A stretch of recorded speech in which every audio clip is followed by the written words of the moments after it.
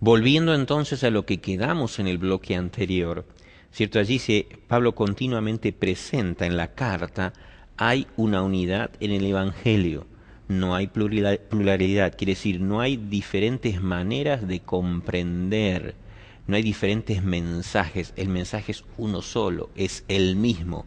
Pero sí entonces aparece el autor ampliando un poquito más este concepto y habla de la diversidad y colocó allí lo que James Dunn menciona justamente, dice lo que la verdad es, digamos así, comprendida o explicada en diferentes contextos sociales y culturales.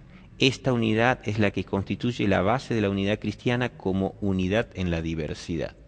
Danos un ejemplo sencillo, algún aspecto para ampliar. Sí, Pablo dice que la verdad del Evangelio es una sola y que aunque la verdad del Evangelio se predica en diferentes culturas, no significa que la verdad del Evangelio tenga que adaptarse a la cultura.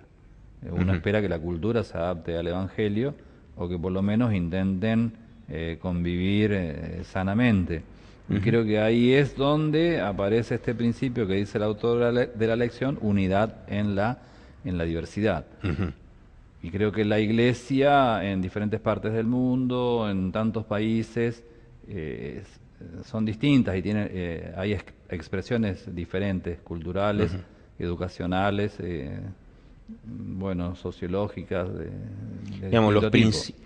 los principios también, ciertos, son absorbidos en las diferentes cosmovisiones culturales de manera diferente, pero no por eso dejan ser principios, ¿no? Claro, la verdad del Evangelio, por así decir, transforma las culturas, transforma a las personas, purifica la cultura, la hace más bella, más excelsa, Ujú, la limpia de todo pecado, podríamos decir, y creo que la verdad del Evangelio hace que esa cultura tenga su mejor expresión, sea ujú, una cultura africana, asiática, ujú. latinoamericana, la que fuera, Unidos en el Evangelio. unidos en el Evangelio. Uno puede verlo, ¿no?, cuando se junta muchas veces en los concilios, ¿no?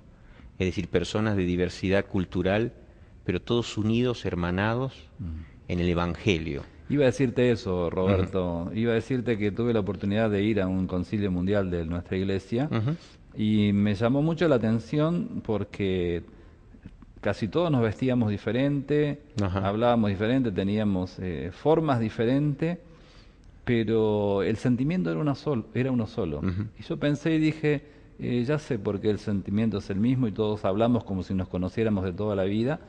Es muy simple, porque nuestro Padre es uno solo.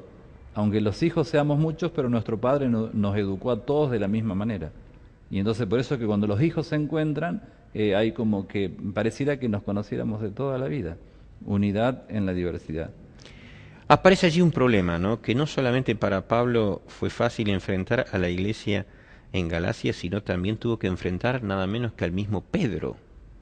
Y yo digo, ahí podemos ver la enseñanza que Pablo recibió del mismo Dios por revelación, a tal punto que Pablo sabía muy bien dónde estaba parado, y que si algunas cosas hizo, no las hizo porque él dubitaba, sino justamente para darle tiempo a que la iglesia madurara en comprender esto que era tan vital, el tema de la unidad. Ujú.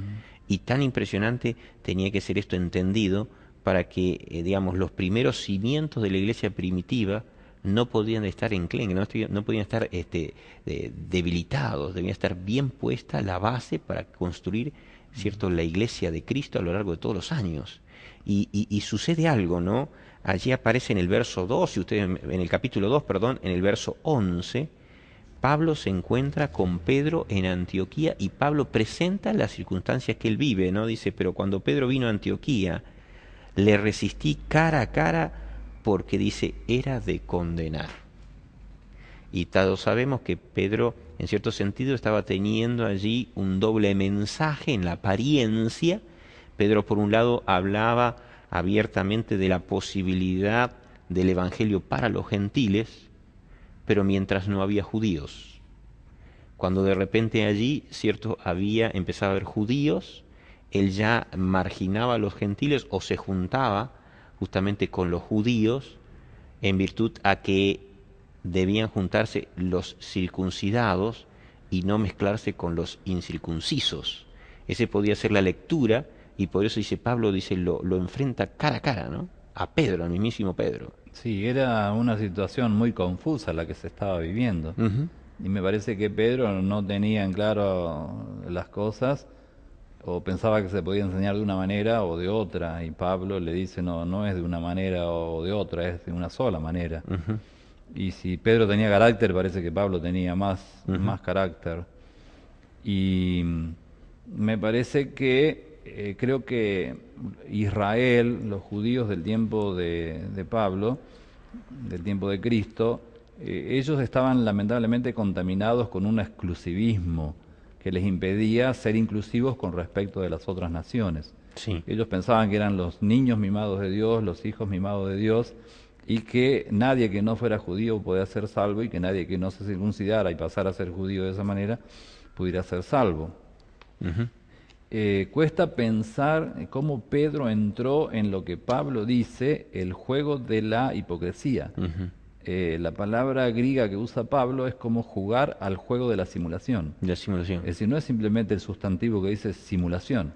Es decir, Pedro, estás jugando un juego que te va a terminar perjudicando, Ujú. y nos va a terminar A perjudicando a todos. todos. No por algo aparece, ¿cierto?, el autor mencionando la experiencia de Pedro con Cornelio, la visión que ve Pedro, ¿cierto?, allí de esos animales que cuelgan del cielo, y Dios le dice, come. Y entonces Pedro dice, ¿cómo voy a comer lo inmundo, no? Y aparece la explicación que él entiende, allí se le abre esto que Pablo lo tenía bien claro, sin embargo para Pedro era digamos una piedra de tropiezo. Dios le había dicho a Pedro Ujú. que a ningún hombre llame común o inmundo, dice ahí en Hechos capítulo 10, ¿no es Lo tengo cierto? acá, Hechos 10:28 dice, y les dijo, vosotros Sí. sabéis la comprensión, ¿no?, que Pedro después hace, vosotros sabéis cuán abominable es para un varón judío juntarse o acercarse a un extranjero, pero a mí me ha mostrado Dios que a ningún hombre llame común o inmundo. Bueno, aquí Pedro, Ujú. el problema de él es que estaba tratando de adaptar la verdad del Evangelio a la cultura, Ujú. a la tradición judía. La tradición judía decía que todo lo que proviniera de un gentil era impuro, que no se podía tocar ni se podía comprar, excepto a través de algunas purificaciones especiales, o no tener contacto de ninguna naturaleza con un judío, bueno, menos con un samaritano, como dice Sí. la Escritura. Pero Pedro entendió a través de la visión que Dios le mostró que, que se podía convivir, porque los gentiles habían recibido también la palabra de Dios y el Espíritu Santo. Pero parece que Pedro se olvidó. ¿Qué pasó? Aquí dice el autor, dice, aunque Pedro, él sabía qué debía hacer. Dice allí, tuvo miedo de ofender a sus propios conciudadanos y volvió a los caminos antiguos. La cultura y la tradición eran fuertes en la vida de Pedro.